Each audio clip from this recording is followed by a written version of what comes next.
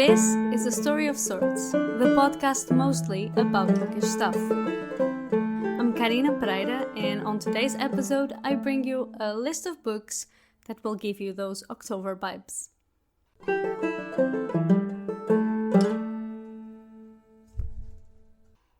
During last week, I was wondering what I would talk about on this episode, since in the last few months I've been mostly doing lists, and lists that have something to do with the month we are in or with whatever we are celebrating during that month. So for October, and because I think October is becoming more and more my favorite month of the year, I decided to bring you a list of books that bring in me October vibes.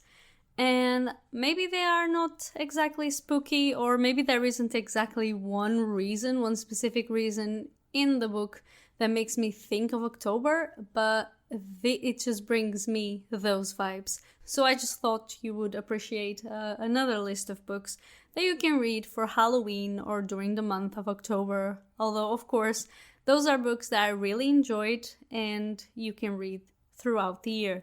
If you have read any of these books, it would really be cool if you would come and talk to me on Instagram or on Twitter about which vibes these books give you, and to see if they are different from mine or the same. So let's get into it. I'm starting with Pumpkinheads by Rainbow Rowell. This is a graphic novel that I've read last year, and it's super sweet. Of course, it is obviously an October read. It couldn't be more October than this. They are two friends who are on a pumpkin patch, and it's a super sweet but also fun and funny story, and it has a sweet ending as well. The illustrations are very, very cute, and it just reads very fast. It's a graphic novel. It's not too long. I read it in maybe a couple of hours. I think it's worth reading just for the aesthetic, but the story is also really nice.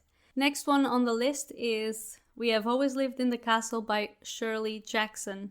I have been thinking about Shirley Jackson a bit since I saw the biopic Shirley, and I have decided to read The Haunting of Hill House a few weeks ago after watching the biopic.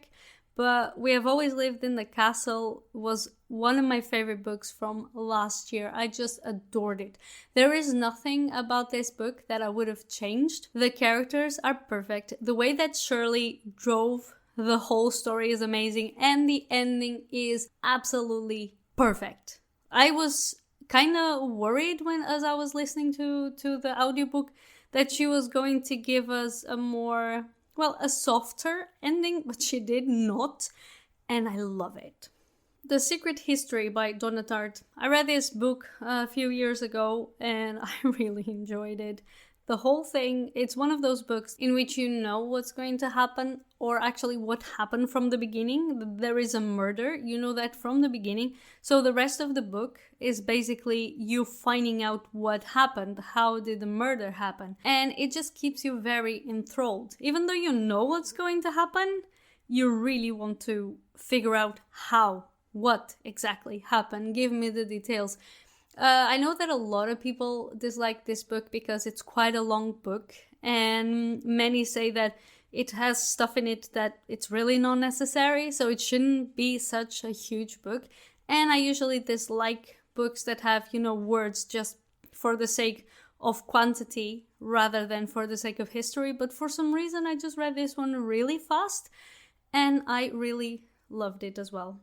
Cemetery Boys by Aiden Thomas. I am reading this one and I don't want to say anything about it. I don't want to say yet if I'm enjoying it or not. But it's another read because there you go. Cemetery, Dia de los Muertos. It just brings out that Halloween vibe. So I really had to bring it here. And it's a new book and I am reading it at this moment. Drive Your Plow Over the Bones of the Dead by Olga Tokarczuk. I read this book for a book club back in January. Seems like last year already. And although this was maybe the strangest book I've read, in a sense that when I was reading it, I was a bit bored by it. And I was kind of like dragging reading it. But as soon as it was over, I had this epiphany of, wow, this book is amazing. This never happened with another book before. I either like it as I am reading it and then I like it at the end, or I dislike it while I'm reading it, or sometimes it does get better at the end. But this one was really like that. And people at the book club asked me, would you recommend it? Yes. Would you read it again? Probably not. But I would really recommend it. And I think it's an amazing book. The main character is really interesting. A bit insane maybe in some ways. But I just adore this book. And for some reason, it also, even though there's nothing there about October or autumn or anything, it just gives me October vibes. So there you go. It's also, the author was nominated and won the Nobel Prize. And I'm curious to read her other books, but I'm a bit daunted by how big they are. Because the ones that I saw anyway, they were really, really big. And again, because I didn't really know what to make of the book and of the writing throughout, I'm a bit afraid that I will start reading it and it will also bore me. But if any of her other books are anything like this one, I would really recommend it. Educated by Tartt Westover. This is one of my favorite memoirs, maybe because I was raised a Catholic. And this is a story about a girl who was raised in a Mormon family who was preparing for the end of the world. I continue to recommend this book. I made actually an episode, a bonus episode about it because it's so well written and the story is so interesting and it's so hard to believe that they lived the way that they lived. And again, for some reason, don't know why, don't ask me, it also gives me autumn vibes. The House of the Spirits by Isabel Allende. This was my first book by Isabel Allende, and I think that all the recommendations that I had heard before, they are justified. I enjoyed it.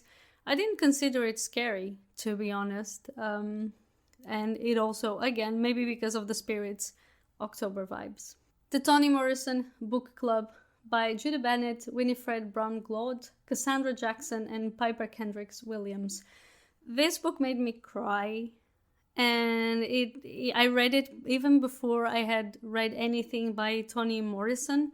And of course, if you are going to read any book by Toni Morrison, especially The Bluest Eye and Beloved, you are going to get spoilers. I did get spoilers. I don't think it's gonna, per se, spoil your reading of the books. But it was super interesting for me to get to know Toni Morrison's books before I actually got to read them. It was super interesting as well because it's, again, a memoir. The 4 people who wrote the story, they pick up one of Toni Morrison's books and then they put what's written on the book in perspective to our world currently, but also into their lives, the things that they've been through, and even how they saw, for example, a book before an event in their lives happened and afterwards. So it's really interesting. And for example, I tried to read Beloved by Toni Morrison and I couldn't finish it. So it's nice to have had this perspective and to know about the book even without reading it. Lumberjanes by Shannon Waters, Grace Ellis, Brooklyn Allen, and Noelle Stevenson. I really like Lumberjanes. I like the first book more than I like the second, but I'm very excited that they're going to make a new series of it. And again, maybe it's because they are, in the middle of the forest and they go in adventures and they're scary things, but they also give me some Halloween October vibes. And it's a graphic novel. Again, it's easy and you can read it quick.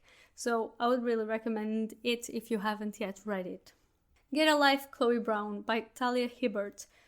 There's a romance in here. I don't talk about romance very often. I don't read romance as much as I used to, unfortunately, I think, because I think romance is really fun. And it's the kind of stories that you usually read to escape from the real world sometimes when it gets too heavy.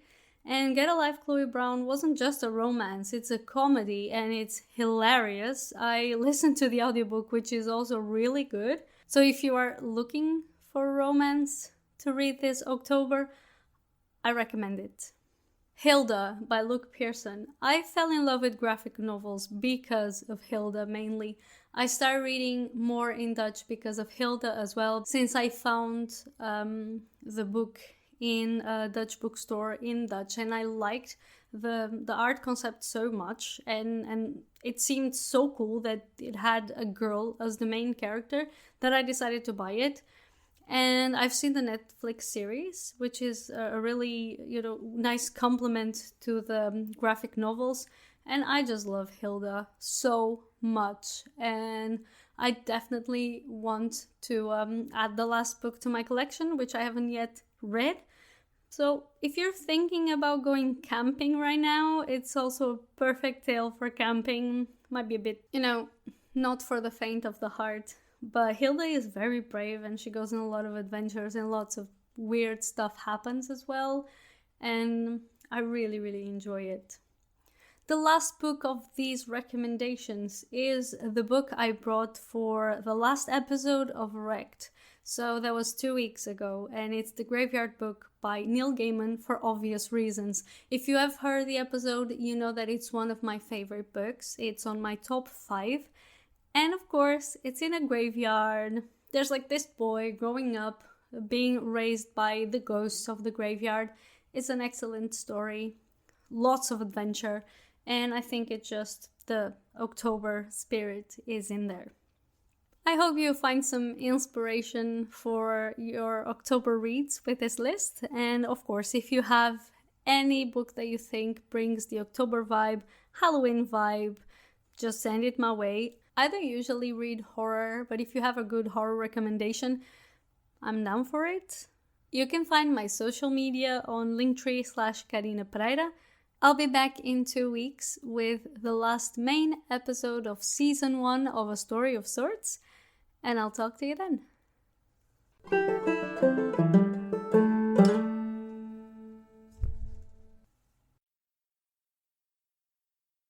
And I think it's worth reading just...